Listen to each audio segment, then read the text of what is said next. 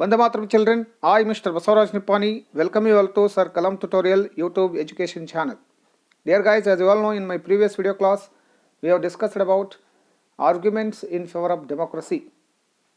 So far we have discussed about meanings of democracy, definitions of democracy, basic features of democracy, and what is the need for democracy from our previous video classes.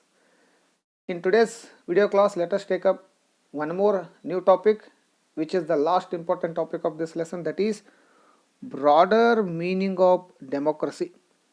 This is a very big topic and difficult topic to understand, so that I have taken the PDF through which I can make you understand it better. So let us directly go to this topic. In this chapter, we have considered the meaning of democracy in a limited and descriptive sense. As you all know, so far we have discussed about the meaning and features of democracy, through which we have understood the limited meaning of democracy and the descriptive sense of democracy, from simple definitions and from basic features of democracy. We have understood democracy as a form of government. Through our discussion, we came to understand that democracy is nothing but it is a form of government. And we have also discussed about the simple definition of democracy, such as democracy is a form of government in which the rulers are elected by the people. This way of defining democracy helps us to identify a clear set of minimal features that democracy must have. So this way of understanding democracy from the simple definitions help us to understand the basic features or the minimal features a democracy must have. What must be the features of democracy? What must be the objectives of democracy? What must be the characters of democracy? That can be understood by these simple definitions. And the most common form of that democracy takes in our times is that a representative democracy. We have also come to know that the most common form that democracy takes in our times is that a representative democracy. Already I have briefed you about different forms of democracy in my first video class only. And the popular form of democracy in present situations, in present time, is a representative democracy. Representative democracy means what? Basically what happens in democratic form of government, people elect their representatives and those representatives rule the country. That is what we call as representative form of democracy. In the countries we call democracy, in all the democratic countries, all the people do not rule. But as we have discussed in our previous classes, democracy is nothing but it is a government of people, by the people, for the people, in which people involve, in which people participate, in which people take major decisions. It doesn't mean all the people come together and sit together and they all take decisions. All the people do not rule, but the people rule through their representatives, right? People do not rule directly, but those who are elected by people, whom we call representatives, they rule the country on behalf of people. A majority is allowed to take decisions on behalf of the people. Here it means people do not directly rule the country, but majority is allowed to take decisions on behalf of the people. So there are some other people who rule the country, who rule the government on behalf of people.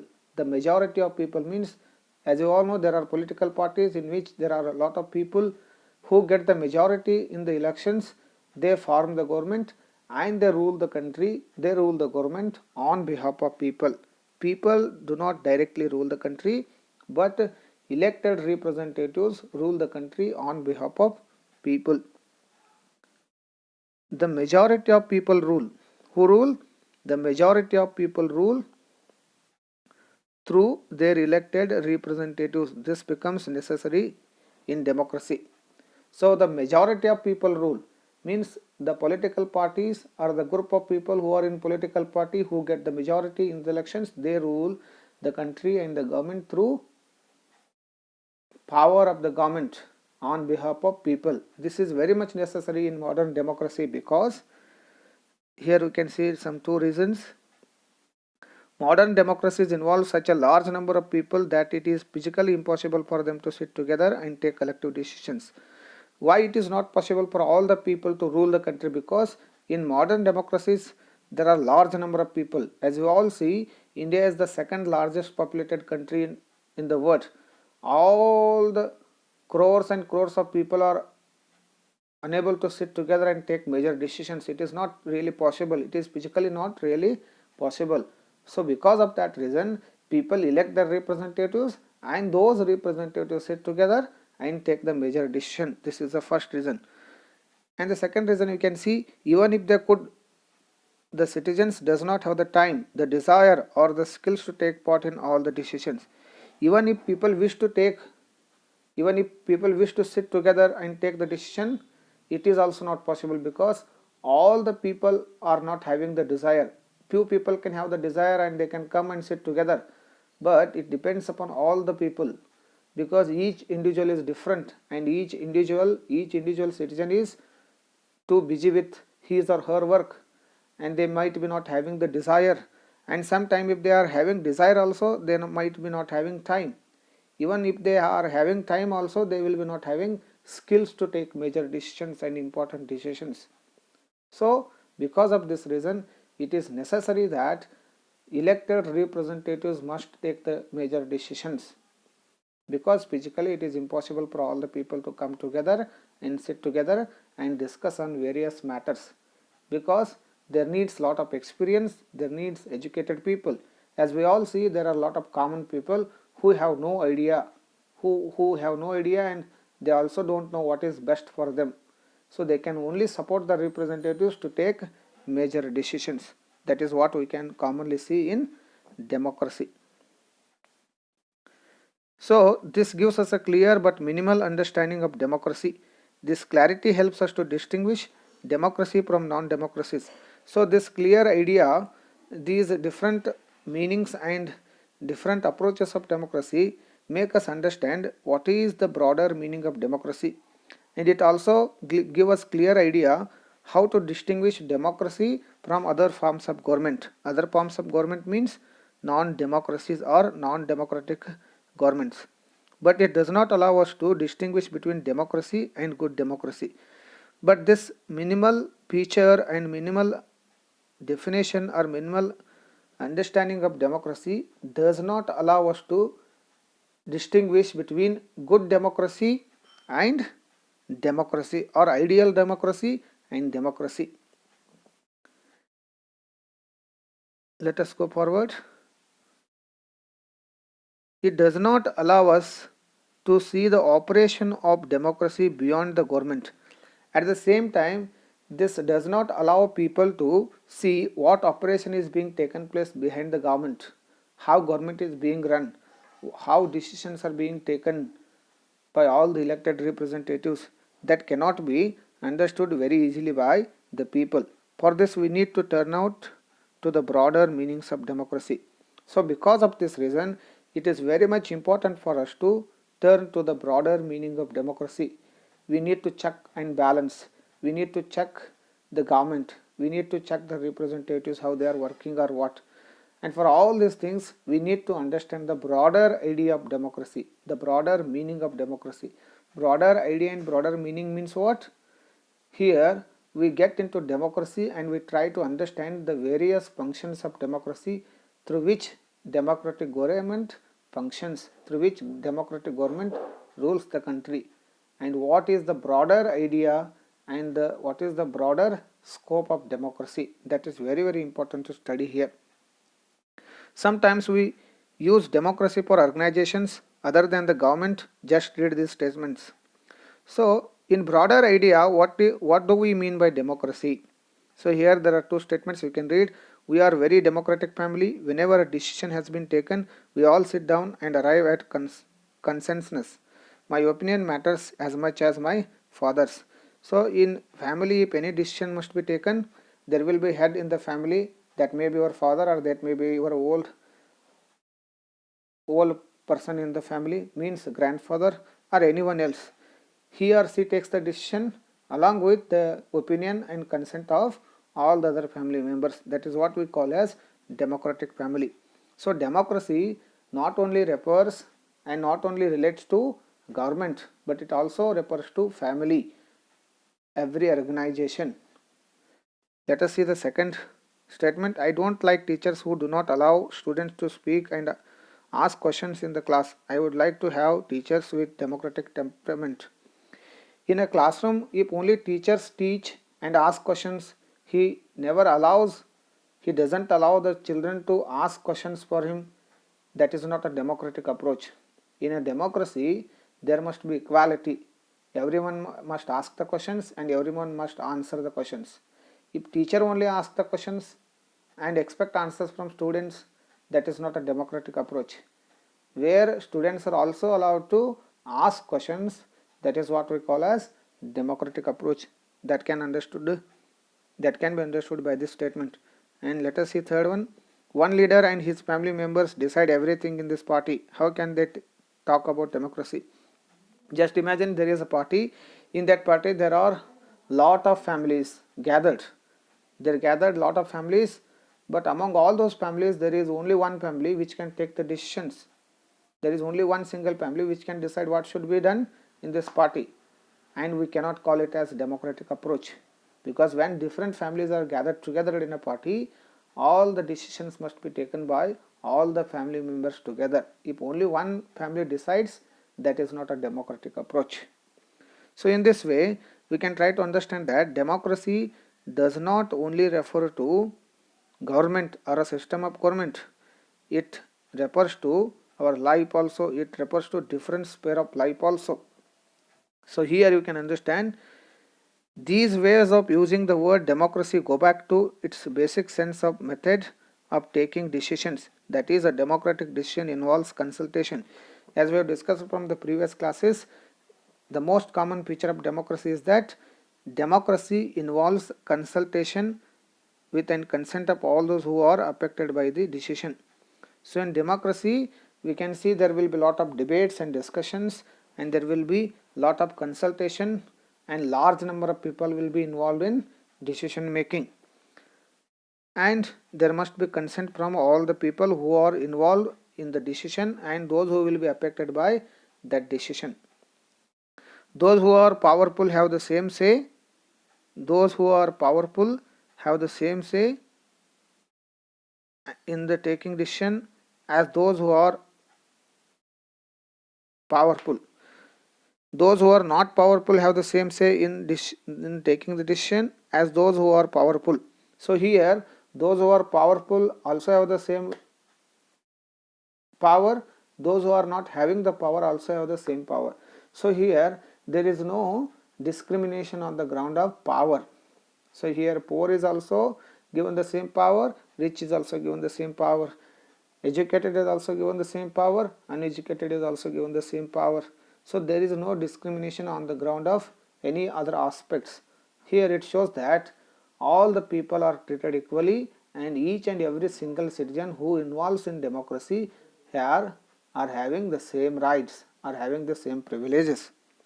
This can apply to government or family, and this idea or this basic principle of democracy can apply not only to the government but also to a family or any other organization. Thus democracy is also a principle that can be applied to any sphere of life. So because of this reason we can understand the broader idea of democracy.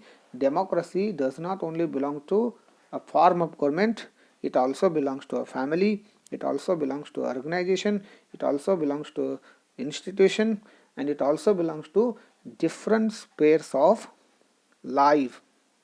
So democracy is life itself, that belongs to each and every single sphere of life. So family is the first unit of life, family is the first organization, family is the first society, so in which we can see lot of people will be involved, in which we can see lot of people will be living together.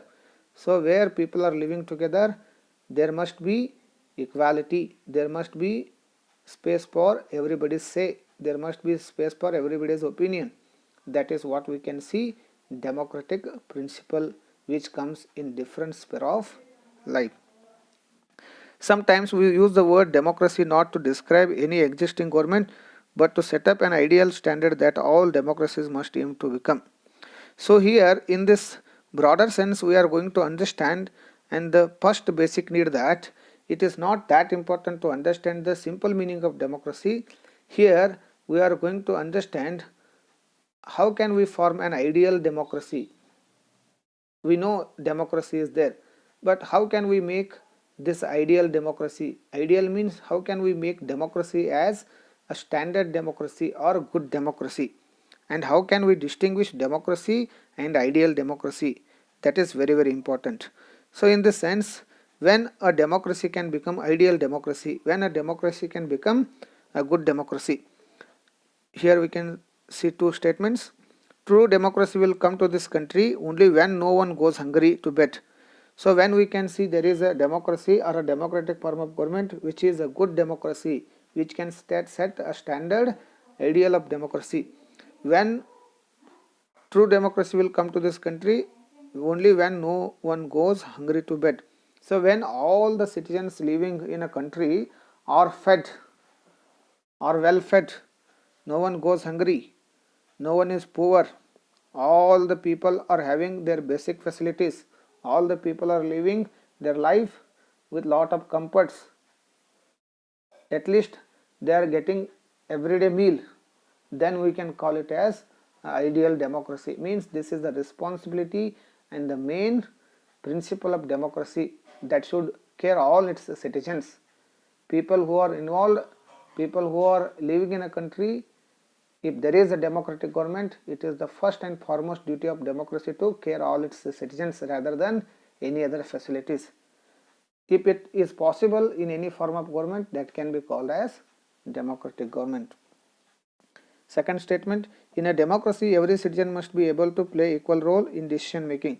And in democracy, as it is the basic principle of democracy, that is political equality, each and every single citizen must have his or her role and they must be treated equally. For this you need to just an equal right to vote. For this you don't need just an equal right to vote. If all the citizens have got the right to vote, it doesn't mean they are treated equally. Every citizen needs to have equal information, basic education, equal resources and lot of commitment. So only if people have the right to vote, it doesn't mean they are equally treated, they have got the political equality. So but there are some other aspects.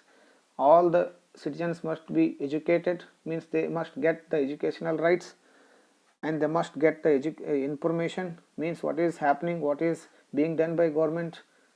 All the information must be given to people equally, and basic education must be given, and all the resources must be used by all the citizens, they must be shared equally, and there are many other commitments.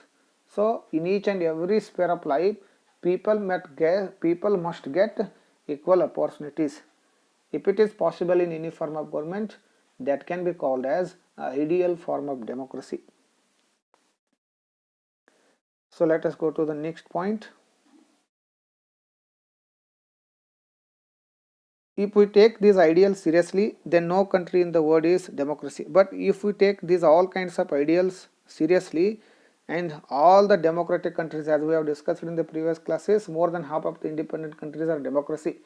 But if we take all these ideals seriously, no country can be called democracy, because there are a lot of loopholes, because there are a lot of errors, and because there are a lot of problems in democracy, as we have discussed about arguments against democracy. So every single democracy is not called an ideal democracy. So there is need for becoming an ideal democracy. Democracy is already existing, but it is our responsibility, it is the responsibility of elected representatives to make democracy an ideal democracy. It takes a lot of time. That is what we study here. Yet an understanding of democracy as an ideal reminds us of why we value democracy. It enables us to judge an existing democracy and identify its weakness. So this helps us to understand the weaknesses of democracy and what are the errors in democracy, and how can we solve those errors in democracy, and how can we try to make it as a good democracy. It helps us to distinguish between a minimal democracy and good democracy. As I have already told you, it helps us to distinguish between minimal democracy and a good democracy or ideal form of democracy. So in this textbook we do not deal much with this expanded notion of democracy. Our focus is here with some core institutional features of democracy as a form of government. But in this lesson, what we have studied? We have not studied the broader idea of democracy. Here, the objective is to study basic minimum features of democracy and some institutional features of democracy as a form of government. And we shall study the broader idea and the broader scope of democracy in next year. Next year, you will read more about a democratic society and ways of evaluating our democracy. At this stage, we just need to note that democracy can apply to many spheres of life and that democracy can take many forms. As I have already told you, democracy can take many forms.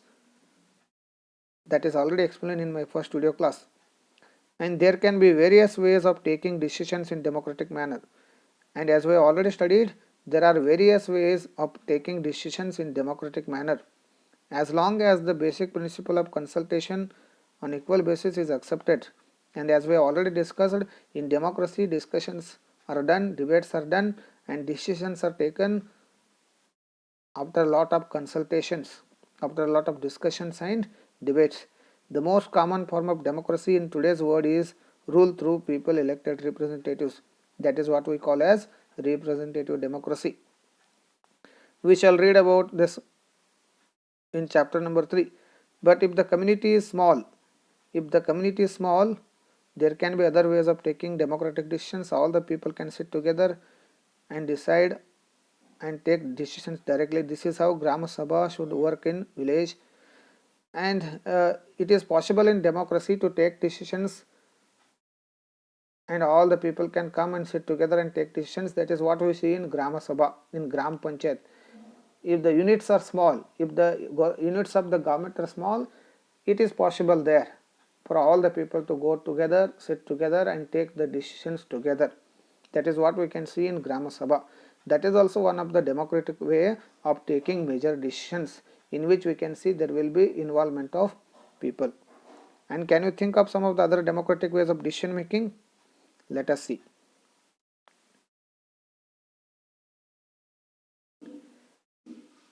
This also means that no country is perfect democracy. As I have already told you, more than half of the independent countries are democracy, but we can never say that no country is a perfect democracy. Each and every single country has democracy, but we cannot say that some countries are having perfect democracy, because in each and every single democracy there is a loophole. It doesn't mean there are only problems, it doesn't mean there are only errors. There are a lot of advantages also that we have discussed in the previous class about arguments against democracy and arguments in favor of democracy. But we can never say that perfect democracy is possible. That takes a lot of time, as I already told you. The features of democracy that we discussed in this chapter provide only the minimum conditions of democracy. That does not make it an ideal democracy. Every democracy has to try to realize the ideals of democratic decision making. This cannot be achieved once and for all. As I already told you, it cannot be achieved in a single day, it cannot be achieved in a single month, it cannot be achieved in a single year.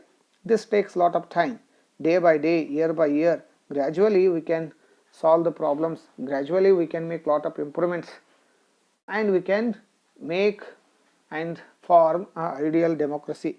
This requires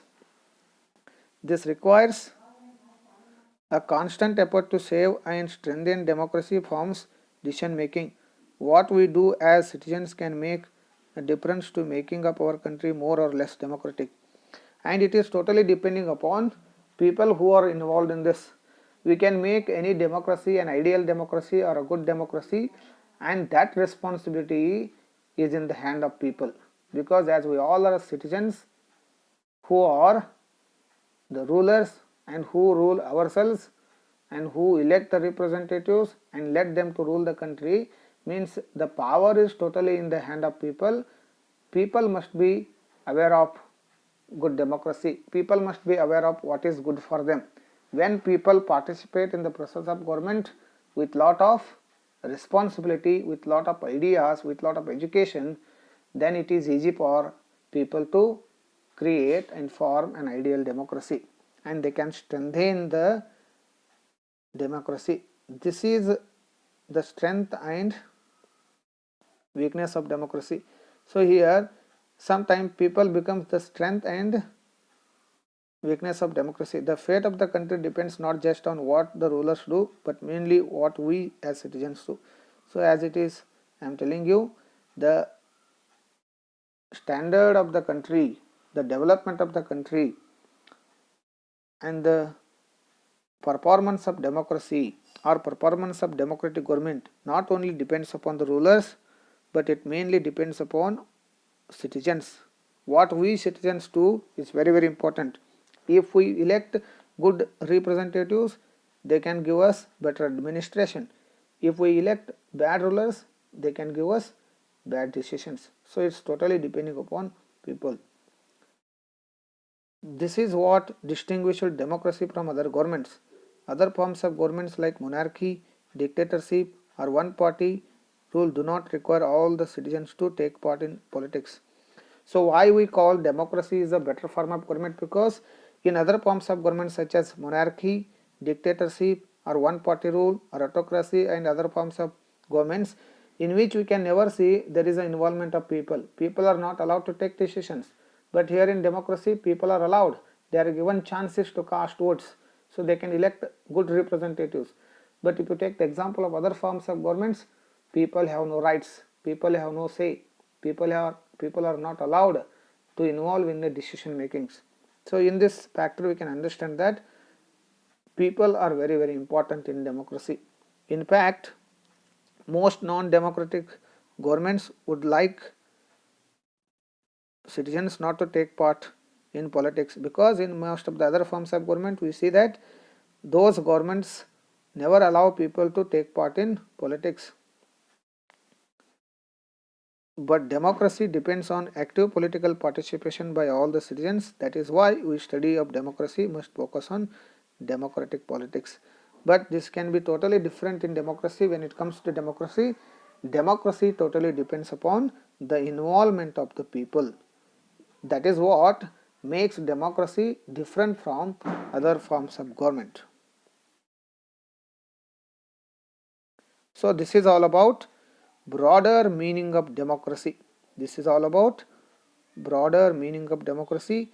We shall study more about what exactly democracy is and how democracy functions, what are the various institutions of democracy next year in 10th standard. So far we have discussed about meanings of democracy, definitions of democracy, features of democracy, what is the need for democracy, arguments in favor of democracy, against democracy, and little broader meaning of democracy. And here we have finished this lesson. Thank you for watching my classes. For any doubts, you can comment, and after this video, in my next video I shall give you question answers on this lesson, and you are requested to answer all those questions in your fair book. Thank you. Take care. Bye bye.